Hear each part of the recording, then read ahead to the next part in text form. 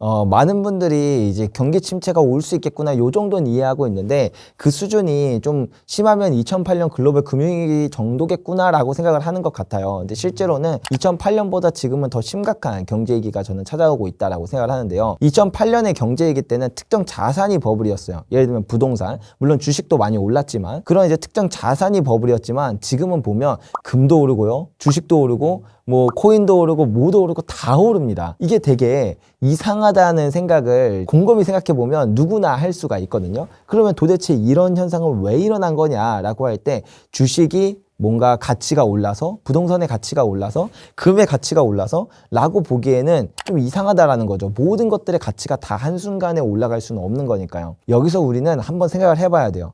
짜장면 가격도 오르고 뭐 국밥 가격도 오르고 모든 게 다 오르는 게 사실 그거에 대한 가치가 올라가는 게 아니라 화폐에 대한 가치가 떨어지고 있구나 라는 이 포인트에 집중해 봐야 된다라는 그런 이야기들을 드리고 싶어요. 지금 왜 갑자기 이렇게 화폐의 가치가 빠르게 떨어지고 있을까요? 뭐 자산들 다 가격이 오르고 있을까요? 사실 이렇게 생각해 보면 좋을 것 같아요. 뭐 예를 들면 사람들이 AI 주식에 투자하고 부동산에 투자하고 금에 투자하고 하는 게 단순히 그 자산들이 좋을 것 같아서라기보다도 차라리 이거라도 갖고 있는 게 현금을 갖고 있는 것보단 낫겠다라고 생각해서 그렇게 이동을 한다라고 생각을 하면 우리는 좀 더 이 본질에 가까워질 수가 있어요. 자, 그러면 사람들이 화폐의 가치가 빨리 떨어지고 있는 이런 것들에 대한 두려움을 느끼는 것까지는 이해가 됐어요. 그럼 화폐의 가치는 왜 이렇게 빨리 떨어졌던 것이냐? 이게 핵심인데요. 첫 번째로 그냥 화폐가 너무 많이 풀려서 그래요. 2008년 글로벌 금융위기 때 풀렸던 화폐의 양이 거의 지난 100년 동안 풀었던 화폐의 양의 2배가 되는 양을 고작 5년 만에 풀어버린 거예요. 어마어마한 양을 푼 거죠. 그리고 2020년 코로나 팬데믹 때는 지난 200년 동안 풀었어야 될 화폐를 단 1개월 만에 풀을 정도로 어마어마한 양의 그런 화폐를 지금도 계속 풀고 있다라는 겁니다. 뭐든지 양이 많아지면 가치가 떨어지는 법이에요. 다만 화폐라는 건 갑자기 양이 많아져도 그 양이 많아진 것만큼 바로 화폐의 가치가 떨어지는 게 아니라 적당한 시차를 두고 서서히 가치가 떨어져요. 즉 어마어마하게 풀린 화폐의 가치는 서서히 이제 가치가 떨어질 거라는 건 기정사실에 가깝습니다. 그렇게 풀린 양만큼 화폐 가치가 빨리 떨어져야 돼요. 그러면 화폐를 보유하고 있거나 예적금을 들고 있거나 한 사람들은 당연히 손해를 볼 수밖에 없는 구조가 되는 거겠죠. 그렇기 때문에 화폐로부터 사람들이 이제 회피하려는 그런 성향들이 많이 나타나고 있다. 이걸 먼저 이해를 해보셔야 될 것 같고요. 이게 이해가 됐다라고 한다면 이제 그 다음 위기를 생각해 봐야 돼요. 우리 2008년 글로벌 금융위기 때 위기 터지니까 제로금리로 갔어요. 돈 막 풀었습니다. 그걸로 결국에 이 위기를 해결해냈어요. 2020년 코로나 팬데믹 때 똑같아요.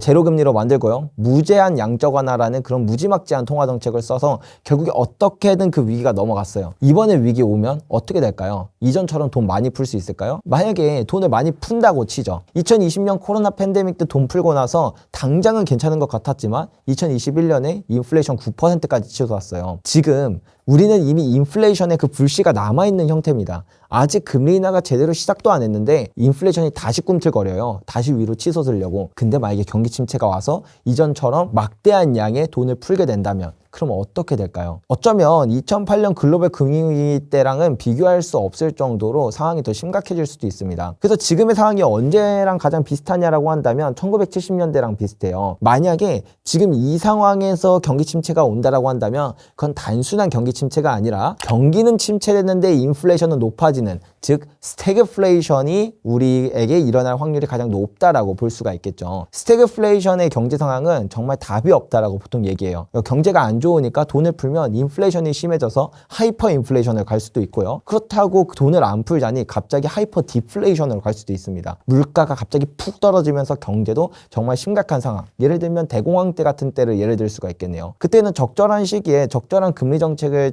채택하지 못하다 보니까 높은 금리를 계속 유지해서 대공황이라고 하는 미국 역사상 가장 큰 경제 위기가 일어났던 것처럼요. 즉 지금은 스태그플레이션의 가능성이 되게 높아진 상황이고 그렇기 때문에 이런 상황에서 경기 침체가 발생했을 때 어떠한 통화 정책만으로 사실 이걸 해결하기는 되게 어렵다. 그렇다고 뭐 이전처럼 뭐 대공황 때처럼 뭐 금리를 안 낮춘다던가 통화 정책을 완화적으로 안 하는 이런 모습이 나타나지는 않을 거다. 그렇다라고 한다면 인플레이션이 어느 정도 높은 수준으로 유지가 되면서 심지어 경제까지 안 좋아지는 상황이 나타날 수도 있겠구나. 그러면 원래 우리가 2008년 글로벌 금융위기, IMF 이런 거 겪어보신 분들은 다들 생각할 거예요. 경기 침체 오면 그때 막 자산 가격 싸지니까 그때 내가 막 싸게 쓸어 담아야지 라고 생각을 많은 분들이 하시는데, 이번 위기는 본질적으로 그때랑 완전히 다른 형태의 위기다 보니까 스태그플레이션에서 이번에 자산 가격 떨어지면 내가 왕창 사야지 하고 생각하고 화폐를 보유하셨던 분들은 가장 최악으로 치도사요. 왜냐? 화폐의 가치가 정말 빠르게 떨어지면서 경기 침체인 상황이니까요. 우리는 안전자산이라고 하면 대표적인 안전자산인 달러를 떠올리죠. 그리고 우리는 경제위기가 오면 달러부터 모아두려고 했습니다. 그리고 달러를 보유한 사람은 그런 경제위기에 대한 리스크가 높아진 시기 때 되게 안도감을 가지고 있었을 거예요. 이번의 위기는 2008년과 다르게 가장 안전하다고 생각했던 바로 그 사람이 위험한 사람이 될 수 있는 그런 경제위기를 앞두고 있기 때문에, 물론 경제위기가 반드시 온다라는 건 아니지만 경기 침체 시그널들이 이곳저곳에서 울리고 있고, 그 다음에 경기 침체에 대한 리스크가 높아짐에 따라서 경기 침체에 대한 생각을 해야 되는데, 이번에 경기 침체는 스태그플레이션 형태의 경기 침체의 확률이 높으니까 우리는 더욱더 화폐, 단순히 현금을 보유하는 것에 너무나도 많은 비중을 차지하기보다는 자산을 적절히 배분하는 게 중요하다, 이런 말씀을 드리고 싶습니다.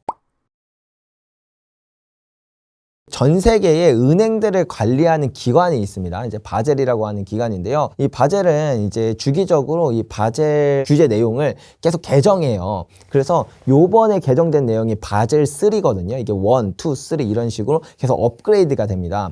근데 이 기준에 따르면, 이 기준에서는 금은 티어 3 자산이었어요. 티어 3 자산은 사실 별로 안전자산으로 평가받는 자산은 아니에요. 예를 들면 내가 은행인데 한 1억치 금을 사면 1억 원이 다 내 자산으로 평가받는 게 아니라 이 중에 5천만 원 정도만 평가를 받는 거예요. 왜냐하면 그렇게 안전하진 않은 자산이라고 이제 바젤이 규정을 해놨기 때문에요. 그러면 이제 은행들은 생각을 하겠죠. 예를 들어서 뭐 한 100억 정도의 자산이 남았어요. 이거를 내가 어떤 식으로 운용할까라고 할 때 좀 안전한 자산으로 옮겨놔야 자본 비율이 이렇게 올라가면서 은행의 이제 건정성이 이제 상승하게 되거든요. 근데 금을 넣어두면은 50%밖에 인정을 못 받으니까 차라리 가장 티어 1 자산인 달러나 미국 국채 같은 것들을 이제 사놓는 게 차라리 낫겠다, 이렇게 생각을 하겠죠. 그래서 실제로는 대부분 은행들이 이제 미국 달러나 이제 미국 국채를 이제 보유하는 경우가 많았습니다.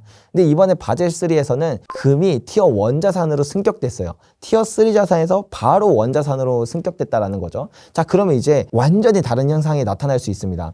은행 입장에서는 금을 사놔도 되고 달러를 사놔도 되는 거예요. 원래는 달러만 됐던 게 금도 사놔도 되는 거예요. 근데 여기까지만 두고 본다면 그래도 기존에 하던 대로 달러가 낫겠고 뭐 황금성 측면에서 달러가 더 낫겠지라고 생각을 하겠지만, 아까 전에 말씀드렸잖아요. 화폐의 가치는 앞으로 쭉 떨어질 거예요. 은행들도 달러를 보유하고 미국 국채를 보유할 때 보통 미국 국채 30년물짜리를 많이 사요. 30년 뒤에 이제 받을 돈을 기반으로 투자를 하는 게 이제 미국 국채인데, 자, 30년 뒤에 달러 가치가 어디일 거냐는 지금 2008년 글로벌 금융위기, 2020년 코로나 팬데믹 때 그렇게 무자비하게 풀렸던 달러, 그리고 지금도 거의 1년에 2조씩 증가하는 미국의 부채, 이런 걸 생각해 보면 와, 30년 뒤에 달러의 가치가 지금 같지는 않겠구나라고 각국의 은행들이 생각을 하겠죠. 근데도 어떻게 해요? 울며 겨자 먹기로 달러 밖에 살 게 없었어요. 하지만 이제 금이 추가됐다라는 건 금을 사놓으면 되는 겁니다. 굳이 달러를 사놓을 필요가 없어져요. 근데 여기서 이제 한 가지 문제가 뭐냐면, 바젤 3 개편안에서 금을 티어 1 자산으로 된 건 좋았는데 그냥 금이 아니라 실물금, 그것도 그 은행이 직접 보관하고 있는 금만이 티어 1 자산으로 인정이 돼요. 자, 이제 여기서부터 문제가 발생을 합니다. 금은요, 우리가 흔히 금 투자할 때 ETF도 있고 뭐 선물 투자도 있고 저 다양한 형태의 금 투자 방법들이 있잖아요. 근데 그런 금 투자는 실물 금을 투자하는 건 아니에요, 사실. 그렇다 보니까 이거를 흔히 종이금이라고 표현하거든요. 실물 금과 이제 반대 성격인 종이금이라고 이야기하는데, 실물 금이 예를 들면 1g이 있으면 그걸 기반으로 한 종이 계약은 200배 넘게 많은 양이 생성돼요. 그러니까 실제로는 그 금이 있진 않아요. 금은 1g밖에 없는데 근데 200개의 가짜 금들이 이제 만들어지게 되는 거거든요. 금융상품이니까. 이제 그렇다 보니까 우리는 ETF 투자하면서 뭐 공급이 부족하다는 생각을 안 해봤잖아요. 왜냐하면 그냥 계약이라는 건 계약서만 생기면 되는 거라서요. 근데 세상에 실물 금들이 빠르게 중앙은행들이 가져가고 빠르게 투자은행들이나 일반 상업은행들이 이제 실물 금을 다 직접 보관하는 형태로 가져가서 20년, 30년 동안 묵혀두는 거예요. 자, 세상에 그만큼의 금이 빠르게 사라지고 있습니다. 우리 요즘에 참 이상하다고 느끼는 부분 중에 하나가 제가 지금까지 7년 동안 금 투자하면서 그 김치 프리미엄 이런 현상 늘 있었거든요. 네, 늘 있었어요. 하지만 그게 3% 이제 한 5% 정도 되면은 야, 김치 프리미엄 심각하다라는 말 많이 했어요. 근데 요즘에는 퍽 하면 20%예요. 그리고 이게 이렇게 김치 프리미엄에 나타나는 일이 더욱더 잦아지고 있고 한번 나타날 때 이전에는 10%였던 게 막 이제 다음번엔 20%, 이 다음번에는 뭐 30%, 40%가 돼도 이상하지 않겠다라고 느껴지는 포인트가 바로 실물 금이 빠르게 세상에서 사라지고 있기 때문이라는 겁니다. 그래서 더욱더 지금처럼 실물 금에 대한 프리미엄이 없는 이런 상황에서 내가 금 투자에 관심을 가졌다는 건 어떻게 보면 축복이에요. 앞으로는 실물 금들이 더욱더 빠르게 사라질 거고 그럼에 따라서 금에 대한 수요가 올라가면 실물 금 프리미엄, 우리나라에서는 김치 프리미엄이 치솟는 일들이 더욱더 많이 발생할 수밖에 없겠구나, 그렇게 이해할 수가 있는 거죠. 그래서 이번 바젤3는 우리 금 투자자들은 반드시 알아야 되는 내용이다, 이렇게 생각하시면 좋을 것 같아요. 일단 은을 투자한다는 것 자체가 많은 분들이 되게 생소해야 하세요. 근데 은은 금과 함께 5,000년이라는 시간 동안 돈으로서 쓰였어요. 예를 들면 고대 로마 시대를 보면은 그때 솔리두스라는 화폐를 썼어요. 솔리두스가 이제 금화였는데 그것보다 더 많이 유통됐던 게 데나리우스라는 화폐거든요. 데나리우스는 은화예요. 그래서 금과 함께 은이 5,000년이라는 시간 동안 같이 돈으로서 쓰여 왔었어요. 우리는 지금 은을 보면서 돈이라는 생각을 안 하죠. 금은 그래도 중앙은행들이 보유하니까 가치 있는 거구나, 뭐 돈처럼 쓸 수도 있겠구나, 뭐 이렇게 생각을 하지만 은은 그렇게 생각을 안 하기 때문에 이제 많은 분들이 그렇게 생각을 하지만 실제로 투자 시장에서는 은은 여전히 금과 함께 돈으로서의 가치로 평가를 받아요. 그래서 이제 금 가격이랑 은 가격을 이렇게 한 100년치를 겹쳐서 보면 금이 오를 때 은도 따라 오르는 그런 현상들이 많이 나타나거든요. 거의 그냥 형동생처럼 금 오르면 똑같이 따라 오르고 떨어지면 따라 떨어진다. 다만 은은 전체 시장 규모가 금의 10분의 1 정도밖에 안 돼요. 되게 작습니다. 그래서 금에 대한 수요가 올라가면 그 조그만한 수요에도 은은 더 민감하게 반응하면서 뭐 금 가격이 예를 들면 10% 오를 때 은 가격은 15%나 20% 정도, 한 1.5배에서 2배 더 높은 변동성을 가지고 있다는 걸 알 수가 있습니다. 즉, 이 금의 슈퍼사이클 기간에는 은을 투자했을 때도 높은 퍼포먼스를 낼 수밖에 없겠구나라는 걸 당연하게도 알 수가 있고, 실제로 1970년대나 이제 2000년대 그리고 1930년대 상승장에서도 은에서 높은 퍼포먼스를 냈다라는 걸 이제 우리가 살펴보면서 이번 슈퍼사이클에서 은에도 한번 관심을 가져보면 좋겠다, 이런 말씀을 드릴 수 있을 것 같고요. 그냥 단순하게 이렇게만 이해해도 은이 매력적인데 은이 지금 훨씬 더 매력적이라고 보여지는 이유가 두 가지가 더 있어요.